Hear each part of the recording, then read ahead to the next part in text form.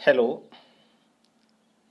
मेरी इस वीडियो को देखने से पहले आप सभी मेरे चैनल को सब्सक्राइब करें और बेल आइकन ज़रूर दबाएं। Thank you.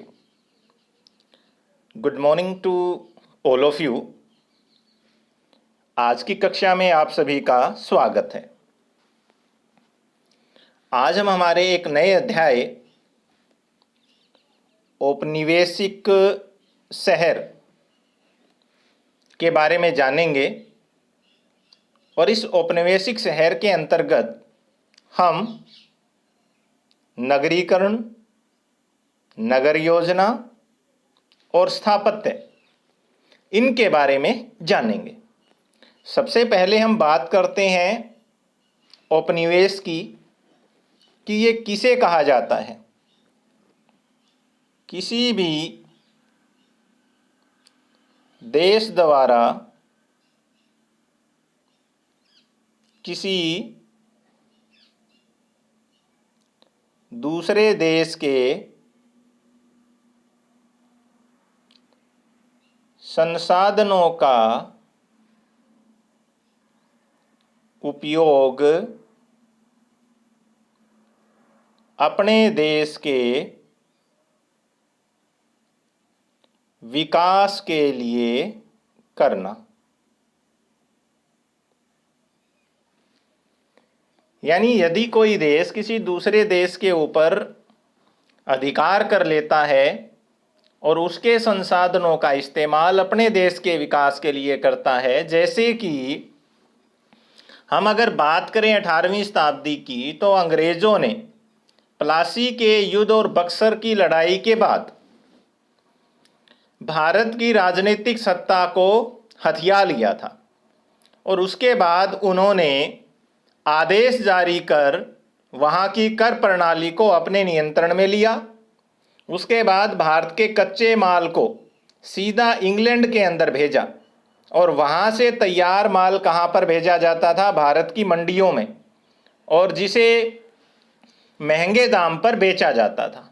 इस प्रकार भारतीय संसाधनों का पलायन ब्रिटेन के लिए हो गया। ऐसी अगर कोई व्यवस्था किसी भी देश में पाई जाती है, जैसे कि अंग्रेजों ने, फ्रांसीसियों ने, पुर्तगाल ने, स्पेन ने अमेरिका के अंदर और इसके अलावा अफ्रीका महाद्वीप के अंदर भी अपने उपनिवेश स्थापित किए, तो भारतीयों के माल का जब उन्होंने उपयोग किया, भारत के अंदर जब उन्होंने उपनिवेश बना लिया, तो उस समय जो शहर विकसित हुए, उन्हीं शहरों को किस नाम से जाना गया? औपनिवेशिक शहर। उसके बाद हम यहाँ बात करेंगे कि जो औपनिवेशिक शहर थे उसका नगरीकरण कैसे हुआ। क्या उन स्थान पर पहले ही नगर थे या फिर नए नगर बसाए गए? अगर नए नगर बसाए गए तो उनकी नगर योजना कैसी थी? और नगर योजना के साथ साथ में वहां पर स्थापत्य का मतलब होता है इमारतें। वहां पर जो संस्थानों की इमारतें बनी जिनसे उन्होंने अपना प्रशासकीय नियंत्रण किया, तो वो कैसी थी? इस पाठ के अंतर्गत हम ये जानने का प्रयत्न करेंगे। इस पाठ में हम औपनिवेशिक जो भारत के अंदर जो शहरीकरण की जो प्रक्रिया हुई उसको कैसे अंजाम दिया गया उसके बारे में हम जानेंगे। और इसके अंतर्गत हम भारत के 3 महान शहर मद्रास, कलकत्ता और बंबई, इनके बारे में जानेंगे। मद्रास को आजकल हम चेन्नई कहते हैं, कलकत्ता को आजकल कोलकाता और बंबई को आजकल मुंबई कहा जाता है। अगर हम इन तीनों नगरों के इतिहास पे नज़र डालें तो हमें पता लगता है कि ये तीनों के तीनों नगर प्रारंभ में गांव थे। प्रारंभ में क्या थे? गांव थे, और कई गांवों को जोड़ करके इन शहरों का निर्माण किया गया था। इस गांव के अंदर लोग या तो मछली पकड़ते थे या फिर बुनाई का काम करते थे। लेकिन धीरे धीरे ईस्ट इंडिया कंपनी के भारत में आगमन के बाद ये तीनों ही नगर महत्वपूर्ण व्यापारिक केंद्र बन गए। हालांकि बंबई जो है वो ब्रिटेन ने पुर्तगाल के राजा से प्राप्त किया था 1661 में। कई बार आ जाता है ये प्रश्न। शादी के दौरान दहेज के स्वरूप दिया गया था। उसके बाद बंबई का विकास अंग्रेजों ने किया। एक विद्यार्थी होने के नाते हम सब का एक रुचि बनता है कि भारत के अंदर जो ये शहर थे उनका राजनीतिक प्रभुत्व कैसे हुआ और किस प्रकार मद्रास, बंबई और कलकत्ता के नक्शे जो हैं वो भारत के जो प्राचीन जो नगर थे उनसे कैसे अलग थे। तो इमारतें जो यहाँ पर बनी वो क्या अभिव्यक्त करती है, स्थापत्य जो होता है वो क्या जाहिर करता है।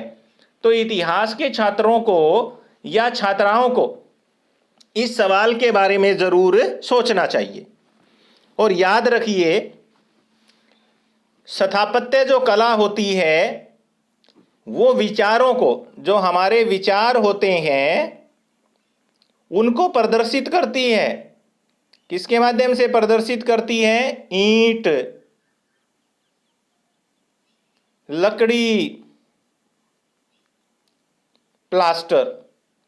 ये उस समय के जो विचार चल रहे होते हैं उनको इमारतों के माध्यम से भी हम क्या कर सकते हैं? समझ सकते हैं। जैसे कि एक महल नुमा इमारत को देख के हमें पता लग जाता है कि ये किसी अमीर व्यक्ति का क्या रहा होगा? आवास स्थल। और अगर हम झोपड़ी को देखते हैं तो हमें अंदाजा लग जाता है कि ये गरीब व्यक्ति का क्या रही होगी? आरामगाह। तो उस समाज के जो सामाजिक संबंध हैं उनके बारे में हमें इमारतें क्या करती हैं? बताती हैं। तो आइए हम इस पाठ की शुरुआत करते हैं। और हमारा फर्स्ट जो पॉइंट आता है वो आता है पूर्व औपनिवेशिक काल में कस्बे और शहर। यानी कि हम इस पॉइंट के अंतर्गत ये जानने का प्रयत्न करेंगे कि अंग्रेजों के भारत में औपनिवेशिक नगर बसाने से पहले भारतीय जो शहर थे वो कैसे थे।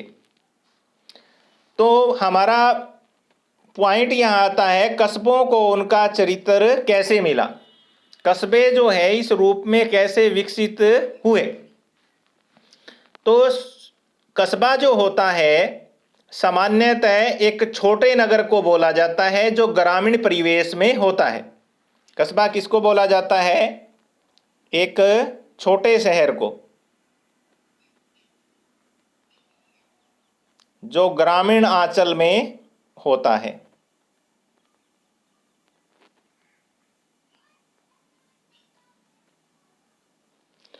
और यहाँ पर विशिष्ट प्रकार की आर्थिक और सांस्कृतिक जो है गतिविधियाँ होती है। ग्रामीण अंचलों के अंदर जो रहने वाले जो लोग होते हैं कस्बे में और उसमें क्या अंतर है? ग्रामीण क्षेत्र के आंचल में ये होता है तो ग्रामीण यानी कि गांव के अंदर रहने वाले जो लोग हैं उनमें और कस्बों में रहने वाले लोगों में क्या डिफरेंस है, पहले तो हम ये जानेंगे। तो ग्रामीण अंचल के अंदर जो लोग गांव में रहते हैं वो क्या करते हैं? खेती करते हैं, जंगलों से संग्रहण करते हैं, पशुपालन से आजीविका चलाते हैं। इनके कार्य हैं ये। इसके विपरीत कस्बों में कौन रहता है? कस्बों में रहते हैं शिल्पकार जो भिन्न भिन्न शिल्प कार्य में लगे रहते हैं, जैसे सुनार है, लुहार है, बढ़ई है। व्यापारी, प्रशासक और शासक, ये महत्वपूर्ण लोग होते हैं, ये कस्बों में रहते हैं। और कस्बों का जो है वो जनता के ऊपर क्या होता है? प्रभुत्व होता है, जो ग्रामीण जनता होती है उस पर। और ग्रामीण जनता की जो खेती होती है उससे जो इन्हें कर प्राप्त होता है, क्या प्राप्त होता है? कर प्राप्त होता है उससे। और ग्रामीण जो अधिशेष होता है उससे जो है कस्बे क्या करते हैं, फलते और फूलते हैं। और कस्बों के बाहर प्राचीन काल में किलेबंदी की जाती थी। क्या की जाती थी? किलेबंदी की जाती थी। और ये किलेबंदी ग्रामीण जो गांव हैं उसको कस्बों से क्या करती थी, अलग करती थी। ये एक चिन्ह था उनका। लेकिन ये जो पृथकता है वो लंबे समय तक नहीं रहती थी। क्यों नहीं रहती थी? क्योंकि जो किसान होते थे जब वो तीर्थ यात्रा पर जाते थे, किस पे जाते थे? तीर्थ यात्रा पे, तो वो कहां से जाते थे? इन्हीं कस्बों से होकर के जाते थे। जो लंबी दूरियां की जाती थी तो उसके लिए सड़कें कहां से गुजरती थी? कस्बों से गुजरती थी। अकाल के समय में जब अकाल पड़ जाता था तो रोजगार के लिए किसान कहां चले जाते थे? कस्बों में चले जाते थे। लेकिन जब युद्ध होते थे और कस्बों पर जब आक्रमण होता था तो कस्बे के लोग कहां आ जाते थे? गांव में आ जाते थे। इसके अलावा जो व्यापारी लोग होते थे अपना सामान बेचने के लिए, फेरी वाले अपना सामान बेचने के लिए कहां पर आते थे? गांव में आते थे। इस प्रकार गांव और कस्बे एक दूसरे से क्या है, जुड़े हुए थे।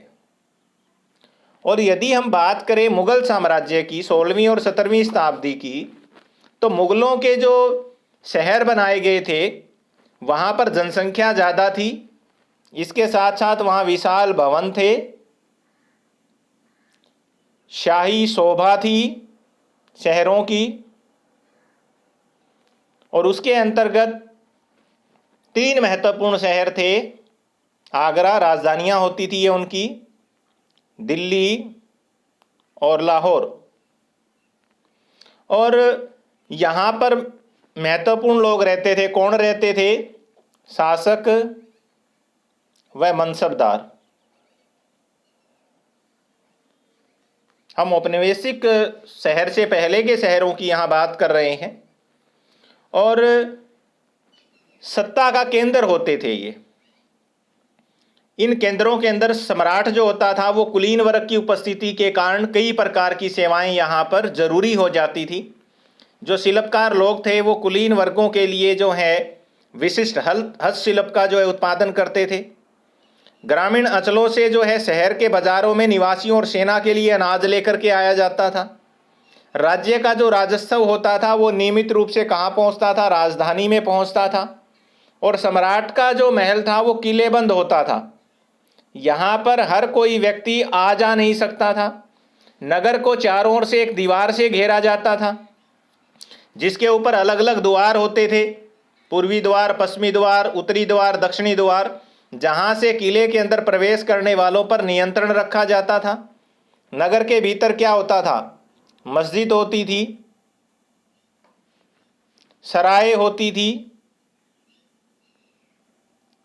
उद्यान होते थे, मकबरे, महाविद्यालय और बाजार। ये सारी चीजें कहाँ पर होती थी? नगरों के अंदर होती थी। आइए अब हम दक्षिण भारत के कुछ नगरों के बारे में जानें। तो दक्षिण भारत के अगर नगरों की हम बात करें तो उसमें महत्वपूर्ण नगर थे मदुरई और कांचीपुरम।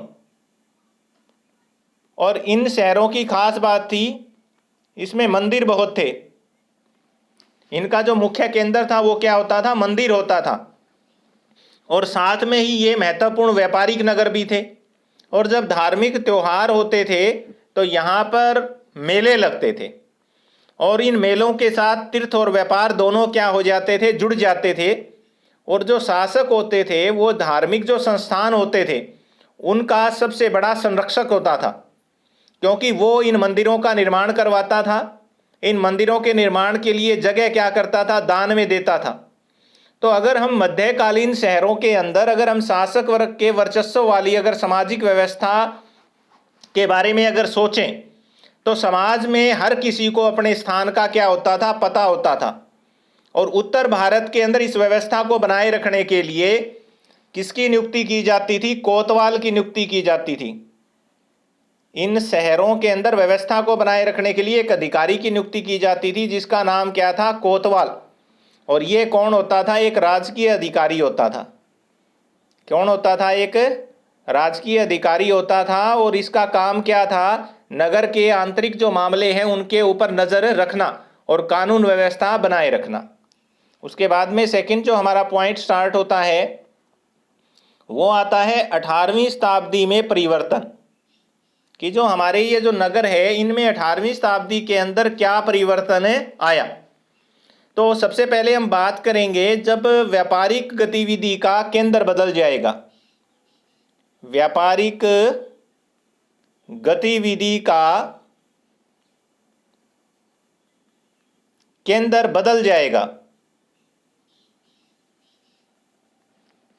और दूसरी जगह स्थानांतरित हो जाएगा।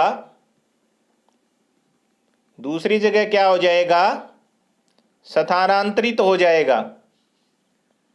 तो क्या होगा, जो पुराने जो शहर हैं वहां पर रहने वाले व्यापारी कहां आ जाएंगे, दूसरी जगह पे आ जाएंगे।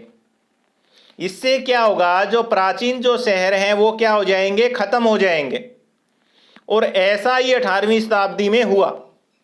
भारत के दो प्रमुख शहर सूरत और ढाका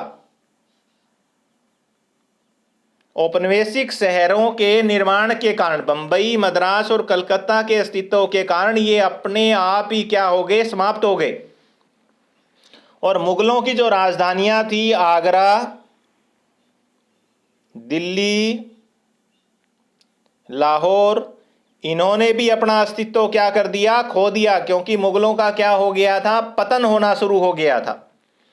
तो 18वीं शताब्दी के अंदर नए नगरों का क्या हुआ, उदय। जैसे जो क्षेत्रीय राजा थे, क्या थे, क्षेत्रीय राजाओं ने अपनी अपनी राजधानियां बना ली।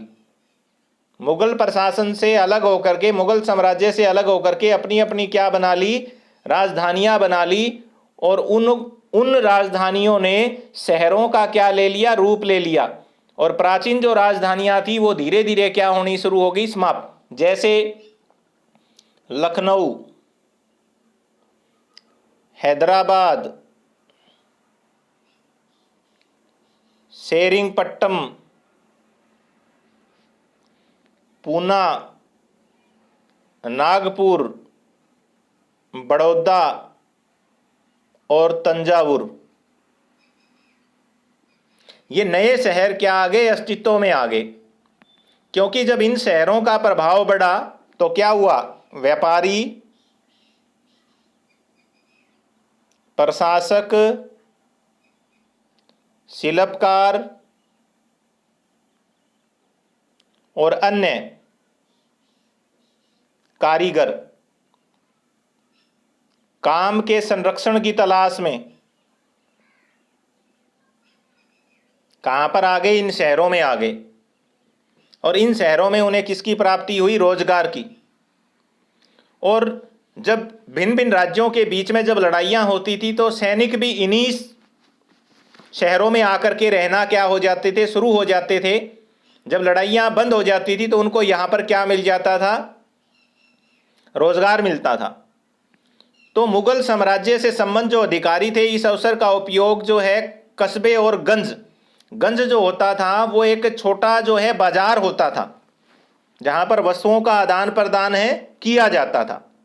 एक छोटे स्थायी बाजार के लिए इसका इस्तेमाल किया जाता था। और कस्बे के लिए मैंने आपको पहले बता दिया कि ग्रामीण आंचल के अंदर एक जो छोटा सा नगर होता था उसको क्या बोला जाता था, कस्बा बोला जाता था।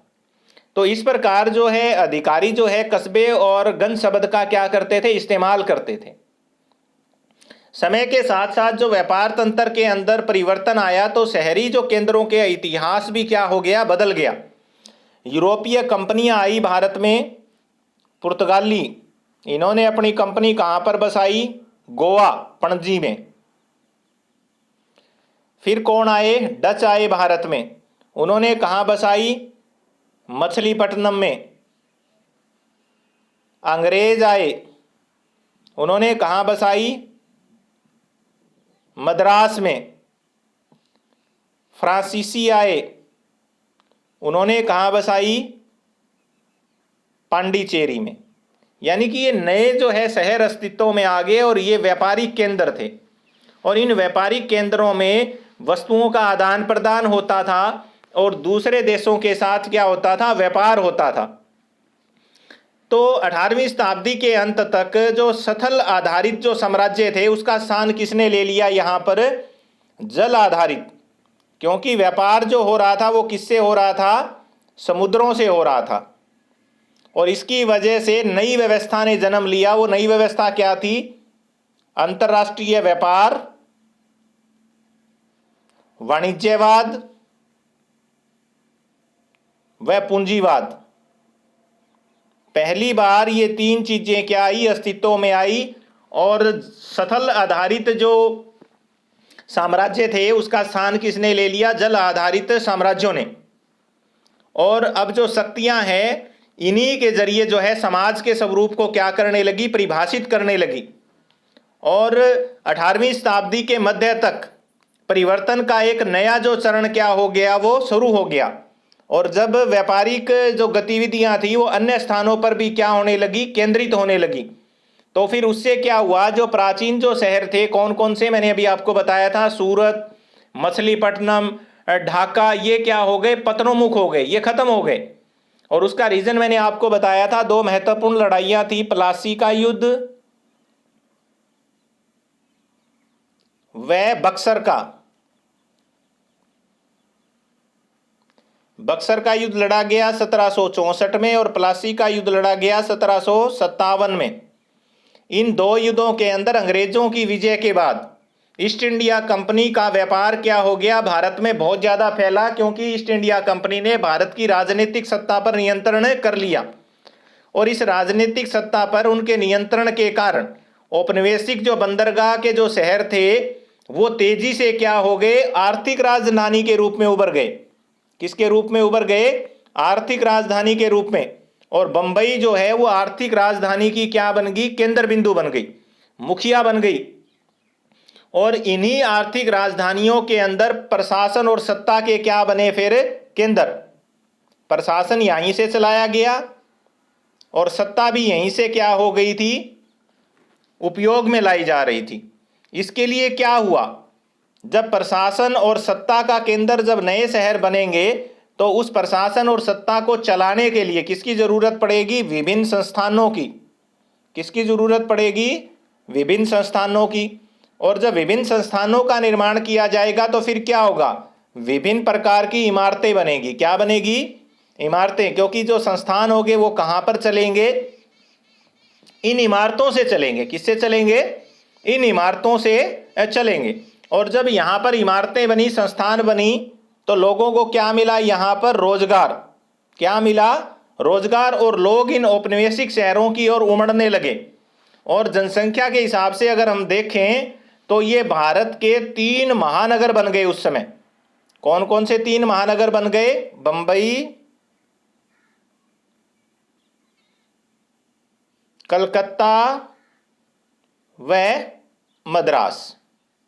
ये सारे के सारे महत्वपूर्ण नगर जो है भारत के अंदर किस में आ गए, अस्तित्व में आ गए। अब हमारा नेक्स्ट जो पॉइंट स्टार्ट होता है वो होता है औपनिवेशिक शहरों की पड़ताल। और इसके बारे में हम हमारी आगे की कक्षा में अध्ययन करेंगे। Thank you.